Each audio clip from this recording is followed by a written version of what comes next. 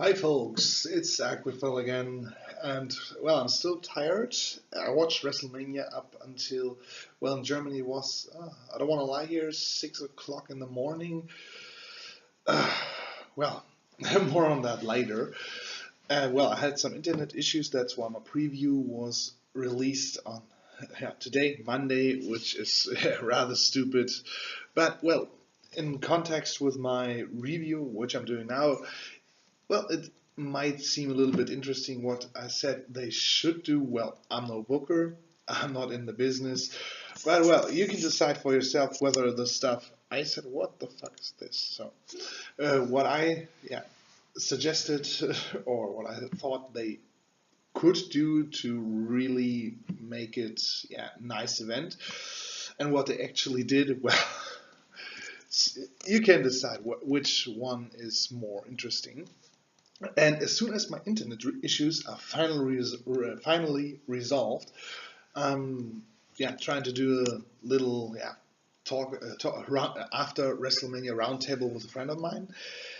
But well, now on to WrestleMania itself. Well, what an event it was! A very long event.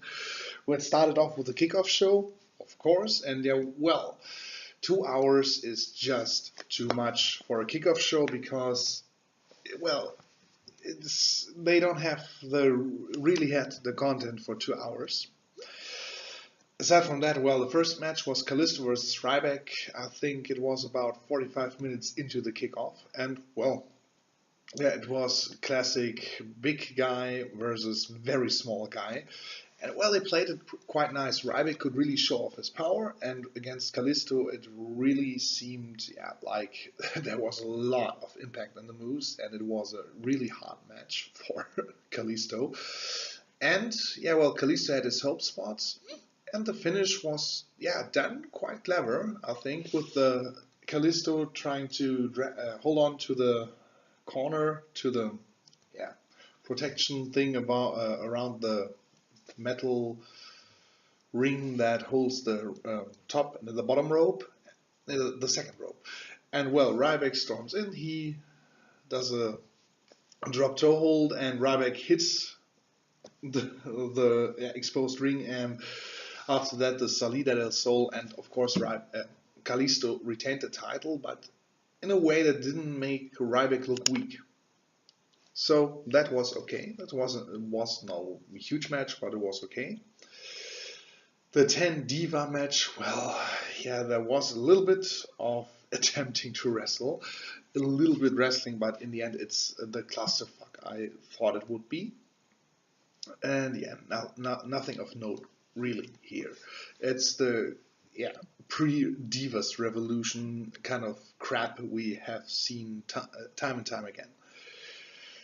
The third match, the Dudleys versus the Usos, I really, somehow I didn't really pay attention because I didn't really care for the match, and there was not much that made me really care during the match. So that was just, well, they were on the card, and that's the thing the match was about. They had a spot on the card, but in the end, nobody really cared, and I didn't really care, so that was rather. The Usos won, by the way. So then we had the main card. I thought the Giant Memorial Battle Royal would be on the kickoff. Well, I was misinformed again. Somehow, either WWE changed it during the course of the event.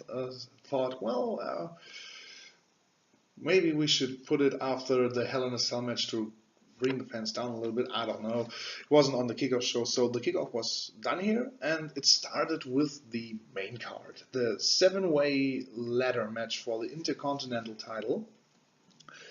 And well, it's your classic 7-man ladder spot fest with the same issues every single one of them has, because well, first of all the guys are in, and then they went out and Kevin Owens stood there. But of course, during the course of the match, a lot of people, they took a spot and suddenly they disappeared for 1 or 2 minutes so other guys can do their stuff. That's why there's always a little bit a lack of story in these matches, because, well, I love ladder matches. And with 4 competitors, maybe even 5, that's okay, but 7 is just way too much. And it's a little bit crowded. And to avoid these overcrowding the ring, yeah, somehow people just are out of the match for a certain time, come back, have their spots, then they're out of the match again, and so on and so on. Still, there were some nice spots in this match. It was fun to watch. I would have loved if they had played the Sami Zayn Kevin Owens story, played a little bit more into that. Well, they seem to mention it, but they really didn't build it up the way I hoped they would. And in the end, those two, of course, yeah, well, The Miz could, yeah, eliminate them, so to speak, and he said on the letter, "Who, I'm the winner," and then Zack Ryder comes, pushes him off, and gets the title. And that's the first winner I took an issue with at this card, and it's not going to be the last, I'll tell you that, because it's not that I don't like Zack Ryder. Many people love him because with his internet, YouTube stuff he did, the social media stuff he did, he really got some attention and fans love that. And the WWE seemed to ignore it a little bit. What really bothers me about him winning the title, I thought we were on the road to bringing more prestige and credibility back to the Intercontinental title and the US title. Well, you have Kevin Owens, a great guy. Well, probably he's going to be pushed up the card a little bit more after his feud with Sami Zayn, which is hopefully to come. Because you can't put Reigns versus Triple H again and again and again, and you really have to think about what will happen in the main event picture. So, well, it's okay if he loses the title, but Zack Ryder, I think, the people like him, but I don't think he really has the in-ring quality and the standing to elevate the title. And that's what they should do. At the moment, it's a meaningless mid-card title. Owens tried to bring back some credibility to it. Ambrose did too. And they always try to do that. They try to bring credibility back to the mid-card titles, so that when a guy wins the title, it's a big deal, and he's going to the main event sooner or later. With Zack Ryder, it's in Germany we call it Beschäftigungsmaßnahme. It's just they just do it so he has something to do, and I don't think it's going anywhere, and I don't really know who he's going to feud with, because Kevin Owens against Zack Ryder, that's not going to sell tickets. I love to see Kevin Owens, but against Sami Zayn for the title, not against Zack Ryder, who, no offense here, I doubt he can hold his water or stand his own against Owens in the ring. And if Owens loses to a guy like Zack Ryder in a title rematch, might as well just fire him, because after that's a loss, it's hard to recover from. If you lose to Zack Ryder in a singles match, and pushing him, I don't really see that going anywhere. So, nice match, was fun, very, very fun and entertaining to watch. Still, it's not that I don't like Zack Ryder, it's not that I really take huge issues with him winning. It's just, I thought that's a missed opportunity, and it's wasted. The title is wasted on Zack Ryder. Not because he doesn't have his merits, but because I don't see it going anywhere. Well, the second match on the main card, AJ Styles versus Chris Jericho. Well, first of all, I wanted to see the match because I'm a fan of Chris Jericho and I'm a huge fan of AJ Styles, and I have been for quite a while. Problem here, the storyline. They had their 3 matches. AJ won the third one.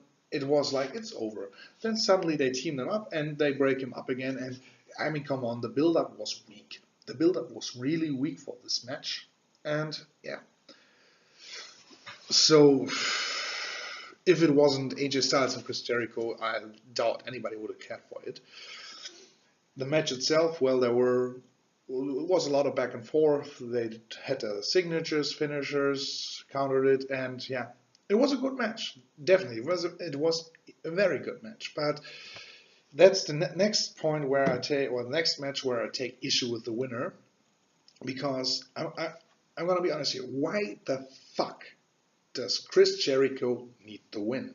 He does not. I don't know what WWE tries to or plans with him for the next few months, but I think in 2 or 3 months, 6 at the latest, he's gone and focuses on Fozzy again. So why does he need to win against AJ Styles? He does not.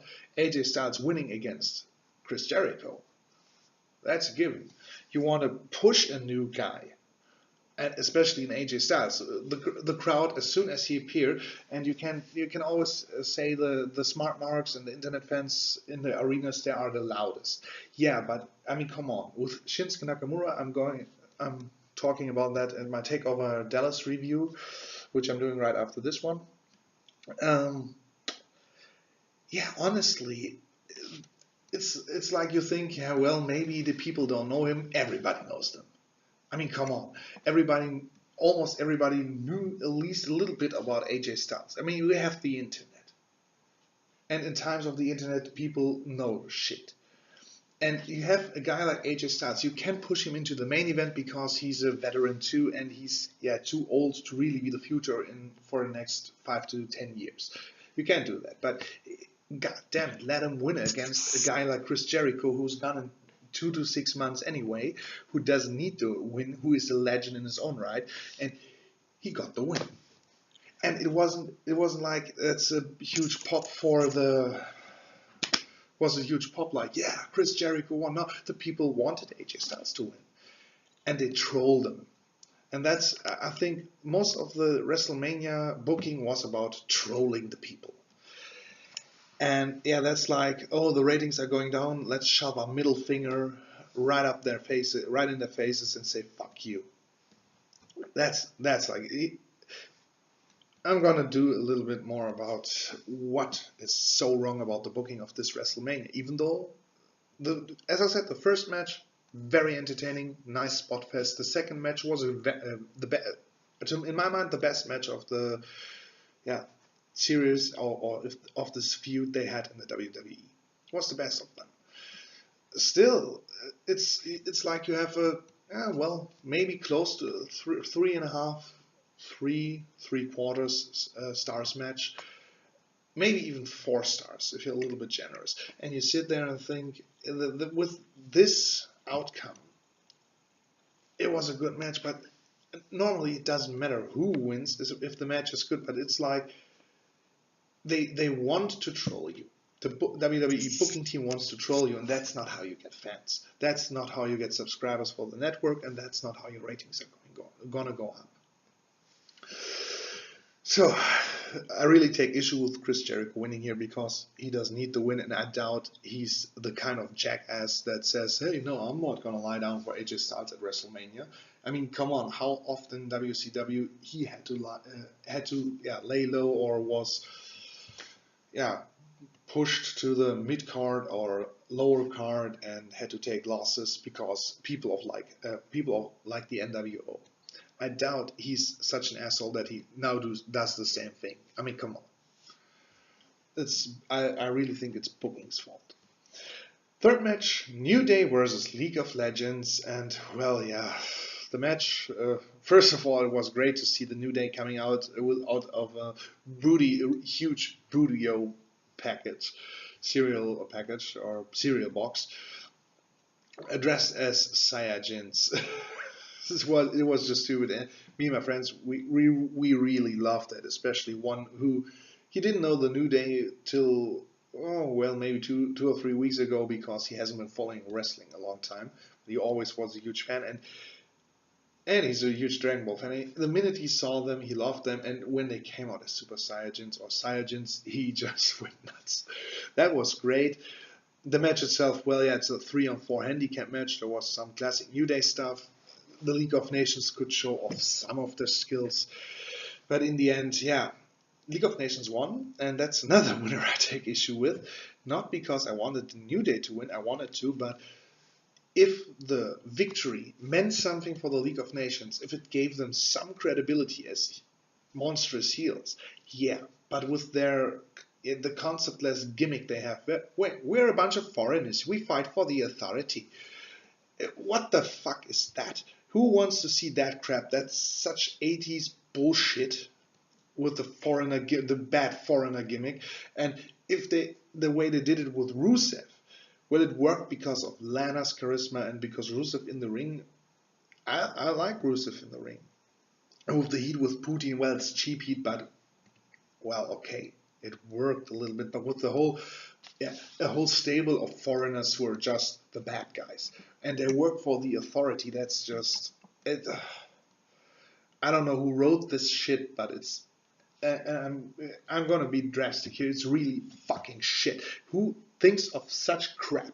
Honestly, I'm not gonna change anything with this, but I really want to get this off my chest because it really pisses me off. You have some good matches, you have some good performances, even some great, and it's all ruined by bullshit booking by the WWE because, well, let's get to the match itself wasn't that good, wasn't bad, was entertaining. It's okay. The League of Nations won. It gave them nothing because somehow, yeah, it didn't make them look more credible because it's 4-on-3. It didn't hurt the New Day because of that, but well, but that's now comes the point after the match, the aftermath, where it really goes wrong. Music hits, HBK comes out. Music hits, Cactus Jack Mick Foley comes out. Music hits, Stone Cold Steve Austin comes out. Hey, I love all of those, all three guys. I love to see them in the 90s. I love to see them in the early 2000s. I love to see them even till all of them practically really retired. But I mean, come on, it's been 6 years since the last of them really was in the ring in the WWE. I'm not going to count Mick Foley's stuff in TNA. And these three guys are so out of their prime. And, well, Shawn Michaels still was in shape. The others, well, and they go out, and it got a huge pop, of course. These are three of the greatest legends the WWE and the wrestling business ever had. And they come out, and, yeah, hit their trademarks on the League of Nations. Yeah, that's okay. But, I mean, look at this from a booking standpoint of view. What I, as a fan, see. I see the New Day, the guys I like, lose to a bunch of pretty pale, and that's not because of Sheamus' skin color, it's because of their characters, the depth of their gimmick. They are pale, they are shallow. They go over the guys everybody likes, and they gain nothing from it, per se, in this moment. And then you bring up the legends who bury them. And I really don't think that Mick Foley, Shawn Michaels, and Stone Cold Steve Austin really said, hey, I want the spotlight. I want to be at WrestleMania and do something really great. I think that was Vince's idea. Because looking at how NXT is booked and how Triple H and one other guy, I think, do that, you see they are in touch with the people. They know what the people want to see. Because NXT, the shows are great. Almost every single fucking time the shows are great. And now you have the WWE where the old icons from the Attitude Era come in and save the day, so to speak. And honestly, I loved those guys in the Attitude Era before and afterwards too. But the Attitude Era is gone, and bringing back the guys from the Attitude Era. I mean, come on, in 10 years you can't rely on Stone Cold Steve Austin going in there and delivering a stunner. I mean, come on, you need to build up the new guys, the younger guys. And for a cheap pop at WrestleMania, bringing out three legends who stand there and delivering the stunners and their screechy musics and their mandible claws, well, that's okay in some match. But if you do that and bury the younger guys, in the end, after this match, nobody had won anything. the League of Nations was just buried. The only thing that we got from this match was the pop, and that we got to see the legends hitting the ring. And that, if you do stuff like that over and over again, and I think the WWE really wants to do that, or Vince really wants to do that. Yeah, it's no wonder you have to put the title on Triple H, because you don't have a main event heel. It's no wonder that you don't have a top face that everybody loves, although you have, but you don't want to push them because, well, it's not the guy Vince has chosen. And I'm going to take a little detour here, because it's just, this WrestleMania shows so much that is wrong with the WWE right now. It's a perfect example. I mean, the match quality overall, I'm going to spoiler here a little bit. The match quality overall was good to very good. Couldn't complain about the work in the ring, but the booking is just bullshit. I mean, Vince in the 80s, he had the right idea. Bob Backlund had not much charisma, and as good as he was in the ring, in the 80s, you needed a guy like Hulk Hogan, and the people loved him. And that was when Vince really was in touch with the crowd.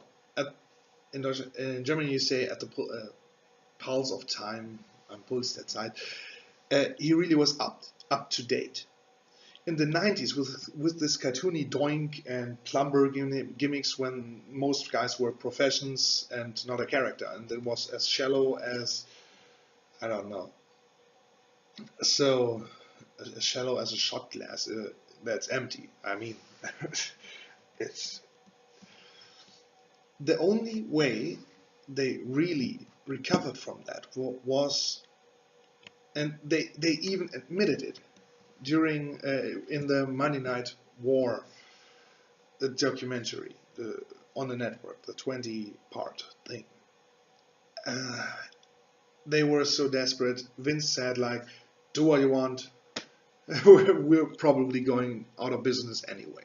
And at that point, he let the people do what they thought the people liked, and it worked. And after that, you always try to top that and top that and top that. And that's why we have the PG era, not only because of sponsors or such things, because there is a certain point where you cannot top what we have done, what was done all the time or in the recent past. And you need to step down a little bit, and you can't always make bigger or more dangerous hardcore spots. So nowadays we have a lot of these indie talents, and with the work in the Performance Center, they really hone their in-ring skills a little bit more. They get more focused, more spot on, and we have the most talented roster we ever had in WWE. And still, the ratings are down because Vince, and I think he has the last word in most of it, pushes the wrong guys, decides to push the wrong guys, decides to bury the wrong guys. And he always relies on the Attitude Era, because those was when the biggest icons were created. Yeah, of course, because Vince had no idea at the time, not much of an idea at the time, what many people really wanted. It appeared that way, at least, and it still appears now. And yeah, it's like he hasn't learned from back then. I mean, come on, if TNA was just a little bit more focused, hadn't pulled a lot of crap they did, and tried this Monday Night War stuff they did back in 2010, if they tried it now, and had one or two huge stars could sign them, they really would have a shot, because the product with the authority, it's just getting so fucking stale, and I really don't want to see it anymore. I mean, I'm a subscriber to the network, and damn, for the old stuff, buying all the DVDs is a lot more expensive. But following the newer stuff, well, I got to get the pay-per-views, and I really hope they turn it around. But in the end, my interest is really lowering, because if I want to see the legends in action, I look at the old matches. I don't want to see them anymore.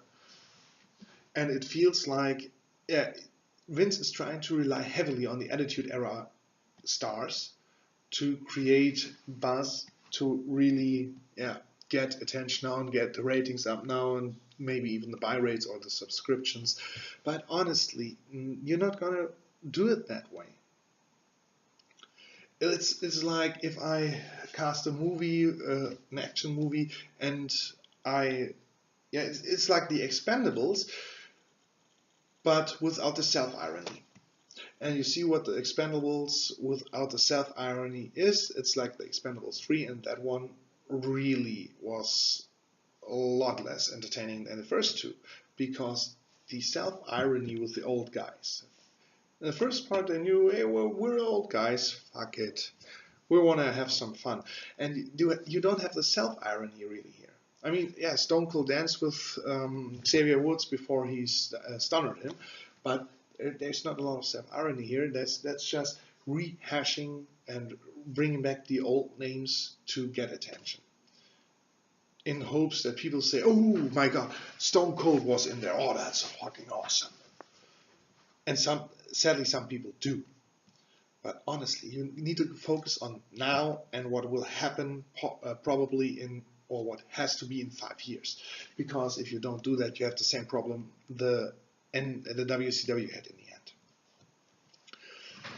And yeah, most of the time we have the young guys, but if all the wrong guys are pushed, and there's always, when it comes to WrestleMania or other stuff, this whole, we need to bring back the old guys. The card would have worked without the old guys getting involved. Yeah, I know there are a lot of injuries, but still, come on. You can, if some of your stars are injured, you fill the void with, or you give people a chance to really shine. You don't bring back the old guys and have them. I doubt that these three, especially Mick Foley and Shawn Michaels nowadays, I don't know Stone Cold personally that much, or so much about his personality, but all three of those guys, I doubt that they said, hey, it would be great if the League of Nations defeats the New Day and we come out there and kick their asses. I think that was Vince's idea. Anyway, third match, Lesnar versus Ambrose, and that's one of the matches I really anticipated, I wanted to see. And I mean, again, I'm gonna say it, come on, 12 minutes. What could be what actually was one of the 3 biggest matches of the card was one of the shortest. Honestly, I mean, come on, yeah, it gets repetitive at times if Lesnar suplexes someone around the ring for 20 minutes, yeah. But, well, there was some nice hardcore moves, but in the end, a lot of suplexes, of course. In the end, it was, underwhelming. Really underwhelming, because those two have chemistry and intensity, and they should have let them beat the crap out of each other for 15-20 minutes. And in the end, that's the next thing. Why does Lesnar win this match? I mean, Lesnar can take, in such a story, Lesnar can take a loss against the good old Dean Ambrose. He can take that loss. He doesn't take any damage from it, but that's the thing, the missed opportunity here. Dean Ambrose, he would have skyrocketed into stardom. He already is a star. The fans love him, but most of his big matches, almost every of his big matches, he has lost. And a win against Brock Lesnar would have put him on the map, would have put him in the main event. Even against Roman Reigns. Yeah, but no, Lesnar wins here. And I don't think that Lesnar has a problem. I don't know, but why would he have a problem lying down for Dean Ambrose? He gets paid a lot of money for few appearances. Damn it. I mean, he made the job for other guys too. And if Dean Ambrose gonna hit him in the balls and do a lot of unfair stuff, and well, the fans still would have loved it because it was no holds barred. And by the way, a chainsaw, honestly, I mean, a chainsaw. Like he's gonna use that in the ring. You can't do a lot in a no holds barred match, but if you go against existing laws, like murdering someone or mutilating someone on purpose, yeah, It's hard to buy into that he really would have done anything with a chainsaw. It's just too much. In that match, it wasn't bad, but it was very underwhelming, and I was really disappointed. Still, it was an okay match in the ring, but Lesnar winning, we wouldn't have needed that. Really don't. We really wouldn't have. Next thing, the women's title match. In the beginning, it was a little bit, looked a little bit fake. Some of the choreography they did. There's no other word to describe it, but it really picked up the pace and really got better. And in the end, it was a nice match. Good triple threat, a credible match between women's wrestlers and not divas. So nice submissions throughout and interchanging that. It's not the greatest triple threat we have ever seen, but hey, it's a start for the Divas Revolution. And then again, Charlotte wins. I mean, go on. You look at the story. You practically need Sasha Banks to win. But yeah, well, in the end, Charlotte wins because Ric Flair keeps Sasha Banks out because WrestleMania is not the time to finish storylines. It's time to drag storylines further along for the next pay-per-view. Yeah, that's payoff. That's really great payoff. Honestly. There's not much to say about that. It's like the WWE wanted to troll the people. It's not bad that Charlotte won, and I hope she has a match against maybe a last woman standing match or something like that against Sasha Banks at Extreme Rules. And I would love to see that. But still, you could have done that with Banks winning the title at WrestleMania and giving the fans a little bit of payoff. Because, well, in the first match, Zack Ryder, that was a rather lame payoff. Second match, there was not much payoff. Third match, the payoff was like, here are the legends. They beat up the other guys. Be happy. Lesnar Ambrose wasn't really much payoff. Here, again, not much payoff. Anyway, the Hell in a Cell match. Well, 30 minutes is a long time, and at times it dragged on. Yeah. And it's, well, an old guy against an even older guy, and they fight, and the brawling was not that credible. Still, it was okay to see it. It wasn't a bad match. When they got out, that's when the drama started. That's where it really hit off. And I mean, this spot, that's another thing that was wrong. On the one hand, it really was wrong. I mean, Shane jumping out of, I don't know how high the new Hell in a Cell is, but it's at least 6 or 7 meters. If not even more. And taking such a bump on the commentary table. I mean, the EMTs that were there after the match, I think that was just because you really have to look at a guy who just took such a fall. Anyway, the ending, the finish, it was like almost like I predicted, but in the end, Undertaker didn't really hesitate that much, and Shane, like, you did well, but he finally Tombstone Piledriver, he won.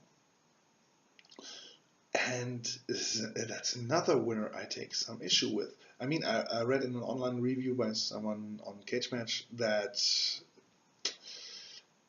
if you thought anybody else than The Undertaker would have had any chance of winning the match, you haven't paid attention in the last 10 years, except the Brock Lesnar match. But I have to strongly disagree with that, because look at the fucking storyline. We need something to change, and just because, I'm spoiling here again, Reigns wins in the main event, the authority is not gone. We're still being bugged by that. You still have the same boring crap nobody wants to see that drags the ratings down. You still have that. And here, this was the perfect match, and this was the way out. And honestly, Taker needs to retire. He cannot do any or that many more appearances. And honestly, his body has been through a fucking lot, and he's still going in the ring, taking some hard bumps, and practically destroying his body for not even a good reason. I mean, the Undertaker's legend, and being beat by Shane, that's. But now, this whole thing, Shane came in, and I don't know if it's something about that Shane's promos weren't that strong or as strong as they used to be. But yeah, you bring Shane in, and you have a storyline where he needs to win, because otherwise you can, push the main storyline into a more satisfying and interesting direction, and you just don't use that chance. And I don't know if Shane is now out of the WWE or takes his place below his father and his sister and tries to work his way up again. But I mean, come on. I don't know where this should be going, but looking at it now, it's not going anywhere great. You could have really made a difference here, and you didn't with the booking. The only thing that really can save WWE at this point would be like an NXT invasion.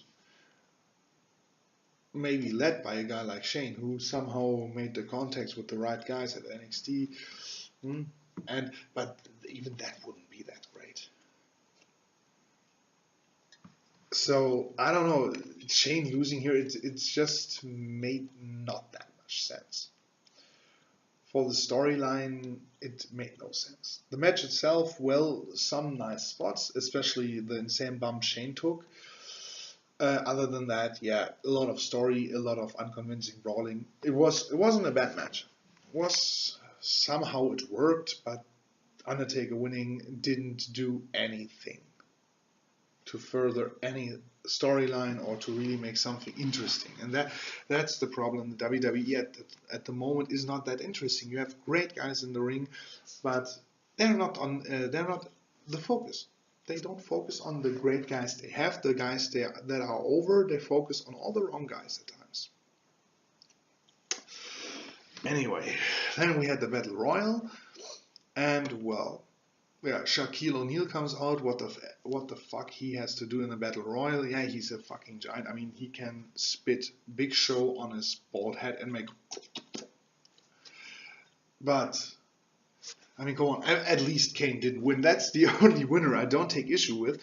I mean, come on. You had all the big guys, and in the end, Baron Corbin, who's a big guy in his own right, wins the thing. Yeah, that's good, because it adds a little bit to Baron Corbin's resume, and he needs a win.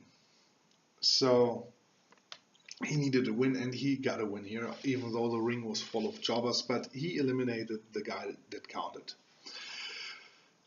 Luckily, Kane didn't win, because that would be that's the only thing where they didn't troll the fans.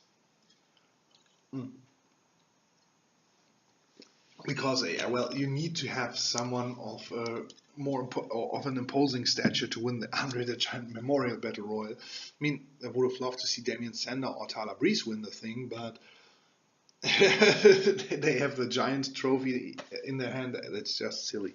So that one was okay, but it's a Battle Royal. It's a huge clusterfuck, and not much really good wrestling here. And now everything I said before about the icons of the Attitude Era coming back and having to save the day, or are being forced to try to save the day. The Rock comes out with huge show and flamethrower and so on and so on. You think they only get like 20 minutes left, and what the fuck is The Rock doing here? And then we have an encounter with the Wyatt family. The Wyatt family comes out there, and Bray Wyatt cuts this classic promo. Oh, now I've chosen you because you are. He practically says the same thing to every opponent, changes one or three little things, and he says the same fucking thing all over again. And he is no threat to anyone. Nobody takes the Wyatt seriously anymore. And The Rock here. Well, I haven't really listened to his promo because I didn't want to see it. I love The Rock in movies. I like his old matches, but what the stuff he does now in the WWE, I don't want to see that, because he is not going to save the day. He's not going to be the guy I can watch for the next 5 years do great matches, because he cannot anymore. He really should stick to movies and at times make a guest appearance. Talk about the old days. Maybe talk up a young superstar who's not somehow in the Anwai family. That would be nice. No, but here he takes a lot of time. And then he has a match against Eric Rowan. It's like dong dong dong. Rowan runs into him, rock bottom, pin, 3 count in 6 seconds. Fastest WrestleMania match ever, I think. That's a nice and something nice that Rock can put on his resume. It didn't help anybody get anything. It didn't get anybody anywhere. It just was to stroke Rock's ego. And I doubt he really needs that. I really doubt that he needs that. But they do it anyway and make the Wyatts look like a bunch of pussies and idiots anyway. And, of course, John Cena can make his return. They beat up the Wyatt family, missing Luke Harper. But, well, a friend of mine was really pissed that Cena was at this WrestleMania. I wasn't really. I mean, I like Cena, and before I have to see all the guys I loved in the Attitude Era again, being forced to hog the spotlight because Vince thinks that's how you get the ratings and pay-per-view buy rates and such things up. I prefer Cena over that any day, because Cena in the ring still can go and still can have great matches. We saw that last year. So this was a huge waste of time stroking Rock's ego. Nobody wanted to see that. I mean, maybe some people were happy to see Rocky, but I don't. Last year's WrestleMania, we had this whole thing with Ronda Rousey and The Rock. Hey, I don't need to see The Rock every single fucking WrestleMania. I don't want to see him every single fucking WrestleMania, not because I don't like him, but because he has no. I know it's family, but he has no real business being there anymore. Being such a focus. Because it doesn't help any of the young guys. None of them. And those are the guys who should be like The Rock in 2 or 3 years. They're never going to get there if you always bring back The Rock and rely on the pops he gets. Because that way nobody pops for many of the other young guys that are talented but are not that over yet. So, well, after this, that we had the title match, and well, that went on for almost 30 minutes too. Too long for my taste, and well, it was slow paced. Triple H controlled most of the match, of course. It wasn't bad. It wasn't bad. I said it. I predicted it wouldn't be that bad. It wouldn't be great. It wasn't great, but it wasn't bad. But yeah, well, the reactions really spoke more than 1,000 words, because the crowd doesn't want Roman Reigns. They cheered for Triple H. Even after the entrance of Triple H with Stephanie talking the crowd down, and I don't really remember most of the stuff she said, because they always were over like 10 minutes. And yeah, really, they tried to put heat on them, but still, the people, most of the people would rather have Triple H as champion than Roman Reigns. And I mean, come on. If 10,000 people in Philadelphia, or 15,000 people in Philadelphia, boo Roman Reigns and practically say, we don't want that dud as a champion. Okay. The internet fans are the loudest, so to speak. If 100,000 people audibly show their disapproval of Roman Reigns in the main event and Roman Reigns winning the title, and just a few like it, well, you don't have to be a mathematician to know that counting on Roman Reigns as the top face, yeah, it's not the best idea. The problem isn't Roman Reigns himself. He needs to work on his persona, or WWE have to give him a better persona. We had the same thing with The Rock. This was like Rocky Maivia, who everybody hated, winning the world title against a fan favorite. And I mean that Triple H is a fan favorite, although he is an authority everybody is sick of. That just shows how much the people don't care for Roman Reigns. It's not that they hate him because they want to hate him or like to hate him or love to hate him. They hate him because they don't want to see him in that spot yet. Because he has no persona, and that's not his fault. And in the ring, he still needs to work a lot in the ring, because everything he has like 6 or 7 moves. He has the power bomb, he has the spear, he has the fucking silly looking Superman punch. That's not how you throw a Superman punch. I mean, everybody who has ever seen a UFC fight knows how a Superman punch has to look. Look at AJ Styles, he can do that. Reigns' Superman punches just look weak. We have the spear, wait a second, Simone drop, powerbomb, spear, his drop kick, the Superman punches, and well, that's about it. He literally has 5 moves of doom. Cena doesn't have, what the fuck? It doesn't have 5 moves of doom, but you have literally 5 moves that guy does. And then you have a guy who, hulks up, boom, and it's like, adrenaline rush, and suddenly nothing else matters, and he wins the goddamn thing. That's not how you book a top face in the 2010s. I mean, nobody wants to see such shit anymore. Not even small children, because, I mean, come on, you book, half of the time you book him as an underdog, then you book him as a badass, then you book him as a Superman, and none of it makes sense. It's just a huge clusterfuck, and you wonder why you can't get the guy over? Come on. Nobody can be that stupid. You can't get the guy over because the people don't like his inconsistent booking, or the inconsistent booking surrounding him, the lack of variety shows in the ring, because as hard as it sounds, and I believe Roman Reigns has potential, more experienced guys and more versatile guys need to drag his ass through a match, because he still is relatively green. That's not his fault. It's the fault of the WWE that they put him in this position.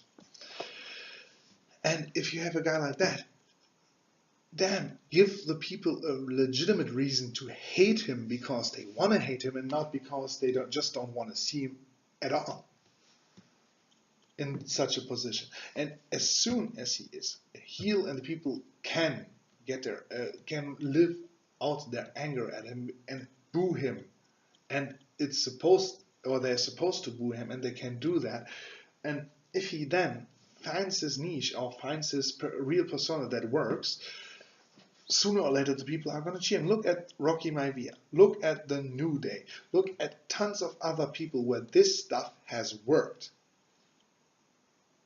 Still they don't do it. I don't get why. I don't know if Vince McMahon is senile.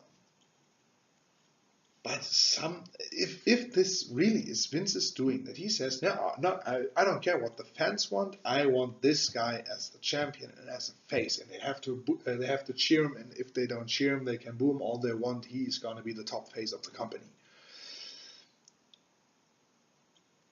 Well, that's how you lose viewers. That's how your ratings go down. That's how you lose money. Maybe not enough that it really, really hurts you like back in the 90s, but that's how you lose money. That's how people that's not how you get subscribers, that's how you lose some. And I mean, come on, if people say, well, if you could shut down the whole thing that they have going on right now and have the network for the old stuff, and I think people wouldn't really mind, Because right now, with the booking we have at the moment, you don't get what you want anyway. You get some good matches on the way, yeah, but in the end, you're just pissed off. I mean, come on. There's always some booking crap going on, and you wonder why your fans at times really don't want to tune in. If I watch something, I want to be entertained, and the matches entertain me. But in the end, I want to have a good feeling. I want to know this is all going somewhere. I get what I was in for. You don't have to make every match predictable and have always the good guys win. God damn it! Please don't have the good guys win all the time. But to really troll the fans, and looking at this booking here, I have a list here. That's why I'm with my hand. With this booking, you're just trolling the fans. And that's how you lose viewers. That's how you piss off the fans. And I mean, yeah, you can get a Shinsuke Nakamura, you can get a Kenta, you can get Finn Balor, you can get someone, you can have the greatest talent in the world if you're not going to use it right. And why would I invest? I mean, I love Sami Zayn and Kevin Owens since I first saw them as Dean Jericho in the Indies in around 2007. I've always loved to see their matches ever since. I've watched them in Pro Wrestling Korea, I've watched them in Ring of Honor, I've watched them in the WWE, I've watched them almost everywhere they went. And I mean, come on, why? I'm invested in these guys, and why would I invest further in these guys in the WWE if I don't get the feeling they get anywhere? Because guys like Roman Reigns, who I don't want to see at the moment, because they don't really connect with the crowd. And again, it's not Roman Reigns' fault. Or because people who don't connect with the crowd are pushed beyond belief. Or guys like The Rock, who I always liked, but I don't want to see anymore in the ring. Or holding 20-minute promos that are actually going nowhere, or don't really hold meaning beyond that moment. Why would I invest in such a product? I mean, come on. Honestly, if it wasn't such a great deal with all the past pay-per-views and the documentaries and some of the original series with the network, why would I subscribe to the damn thing? And there are tons of ways to get to watch pay-per-views live other than paying for them. Tons of ways. And guess what? Guess why you don't have 20 million subscribers, although you might have 20 or 30 or 50 or 100 million fans in the world? Not because the network isn't available there, but because they don't want to pay for the network, because the product right now sucks. Except for NXT. Maybe that's NXT and the old stuff is the reason why a subscription to the network isn't a waste of money. Because you have all the old stuff and you can follow NXT, where stuff really is great. And I mean, look at it. You have a Triple H and some other guy. I don't know who the other guy is. They book NXT and NXT works. NXT has a 5-match card at TakeOver Dallas. None of the matches were bad. Most of them were good or sensational. And I mean, everything worked. Yeah, I know the main card and the big stage, the grandest stage of them all, is a little different story. But god damn it, I think Triple H has the hand for the business and the hand for what the fans want right now. I mean, at TLC, him insisting on being beat down by Roman Reigns because that could help Reigns. It helped Reigns. But soon after that, apparently they didn't listen to Triple H anymore. And it all crumbled down. Honestly, Vince should retire and let Stephanie and Triple H run the place. Because I strongly feel about that, and I feel really strongly about that, Triple H has the right mind for the business right now. Vince doesn't anymore. I'm no insider, but I think that's the feeling I get. NXT works great. The main roster almost everything goes awry, and you get the feeling you're being trolled. So, well, WrestleMania, the match quality of the show overall, there were one or two duds because I just don't like 6-second matches where The Rock squishes a younger guy who should be or supposed to be a threat to other guys. And well, the Dudleys versus the Usos and the Diva 10 Diva match, well, except for that, the matches were decent or okay. The main event was okay, to even good or great. But the booking really brought it down. That it took WrestleMania from the in-ring work maybe a 7 out of 10 pay-per-view overall to a, if you really want to be harsh, to a 3 or 4 out of 10 pay-per-view. I mean, the booking really matters, and if you get such booking crap and you're trolled, you don't like the event. You're getting pissed off. None of the guys who watched yesterday with me got the, oh yeah, that was a great WrestleMania feeling at the end. Something we got at WrestleMania 30. God damn it, something we got even at WrestleMania 31. WrestleMania 32, we get the feeling, well, yeah, in the ring, it was a very good WrestleMania. It was, but somehow I just don't feel satisfied. I feel like, yeah, someone just told me, fuck yourself. So, I don't know how to really rate this WrestleMania fairly, but the match quality was good overall, but the booking was, yeah, I don't even have a word for it. It just sucked. And I think WWE really needs to change their attitude about some things, because if they don't, I mean, the ratings are gonna decline further. So, I'm out.